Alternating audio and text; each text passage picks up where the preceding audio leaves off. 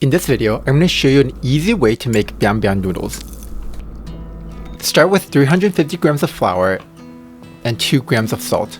This is enough for 3 portions. We're going to use 52% hydration, which means 182 grams of water. Do the initial mixing with a spatula or chopsticks because it's very sticky at this point. I like to add a third of the water at a time, which makes the dough a bit easier to mix.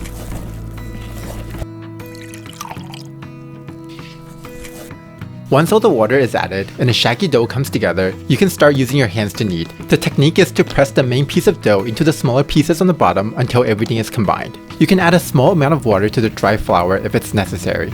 After everything is combined, you only need to knead it for another minute or so. This is a pretty low moisture dough, so don't worry if the dough is a bit harder than normal. And it's okay if it looks a bit rough. Cover it and let it rest for 45 minutes.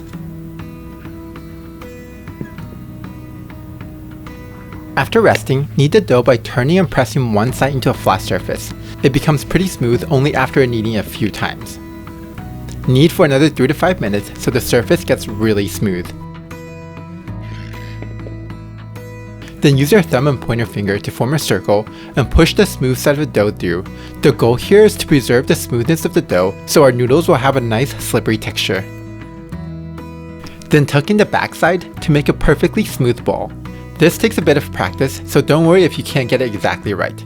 The only thing this will affect is the surface texture of the noodle. Cover the dough balls and let it rest for 10 minutes. This allows the dough to relax a bit so it won't pull back like a rubber band.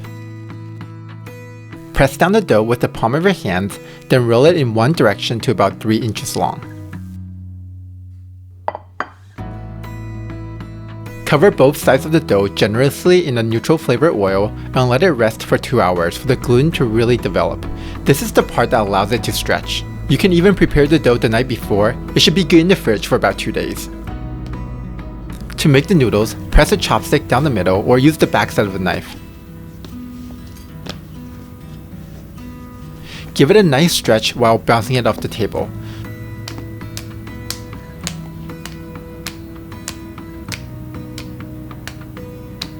This sound is where the name for the noodle comes from. It should rip apart easily along the middle. And I like to keep the ends attached so it makes a nice big circle and it's easier to handle. Dropping the noodles into boiling water and let it cook for just about a minute for the perfect chewy texture. Scoop out the noodles and add some veggies if you like. The way that I'm going to serve these noodles is called yu po mian, or literally translated as oil pouring noodles.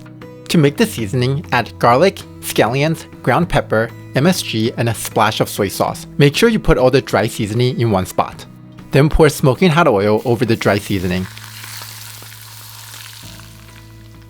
If it didn't sizzle like that, then the oil wasn't hot enough. This way of serving noodles is called yu po mian, or literally translated as oil pouring noodles. This is the most common and classic way to serve these noodles because it's the cheapest as there's no protein.